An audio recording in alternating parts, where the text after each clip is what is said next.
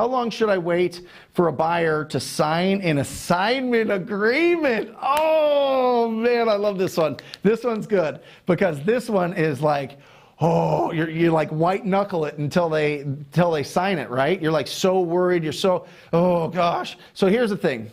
First thing is send it to them DocuSign, right? So that you can check it and set up an upfront expectation. Hey, Bob, Bill, Susan, whatever. You want this deal? I'm gonna send you this DocuSign, but are you able to sign it right now on your phone? Right? You're on the phone. Are you able to sign it right now on your phone? Do you want this deal? I've got a couple other people looking at it. I like you. I want to lock it up with you.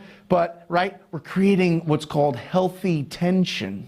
Woo! Healthy tension. That's what you need from your cash buyers. Because if you're just too, docile and laid back and whatever else, they're going to run you over. They're going to run you over. Okay? So you need to create that healthy tension that says, hey, listen, I've got other people. And by the way, if you have deals, real good deals, you should have a ton of people. They should be fighting over. They should be trying to sign it immediately. All right? So number one is get good deals, first of all. Second of all, get a good buyer base so that you have multiple buyers that are going after your properties. And third, create that healthy tension with them. Say, hey, listen, I'm going to send it over, but I need it signed in the next hour or I got to take somebody else. So you good with that? I'm going to send it to your phone. You're on your phone right now. Can you sign it right now? Are you going to sign it right now? And then just get that. And if not, if they're like, well, I'm on a boat or I'm at the gym or I'm driving, I don't like doing stuff when I'm driving, pull over, Bob. Whatever it is, whatever excuse they throw at you. I mean, that'll give you a good indication that they're not really serious. The second thing is make sure that they are putting in their earnest money deposit. This is so critical, especially when you're starting out. If people aren't putting in their earnest deposit the next morning, and by the way, you can control this a little bit if you want. You want me to tell you how? You can control this a little bit.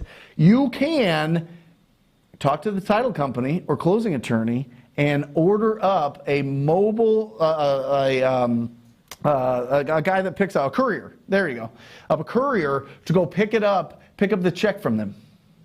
You can order a mobile courier, I guess they're all mobile, to go pick up that check from them. Hey, listen, great. I'm going to make sure that the courier is picking up your check at 9 a.m. or do you just want to drop it off by then? Right? Little, that's how you get deals done. Yeah. Have that guy pick it up. I'll be here. Here's my address. Boom. Yeah, great. As a professional courtesy here, George, I'm going to send the courier to come pick up that earnest money. Sound good? Right? There you go. So we're rolling. We are rolling, man. Anyway, great question. But make sure it's fast and make sure that they're not sitting on it too long. And because what usually happens is they will try to leverage that time between you committing to them and them signing it to try to sell it to somebody else. And sometimes they're doing stuff. They're on the golf course. They're at a happy hour. They're doing something else, so they don't get around to it. And then they do get around to it, and then it's just kind of putting you on pins and needles, so don't let them do that.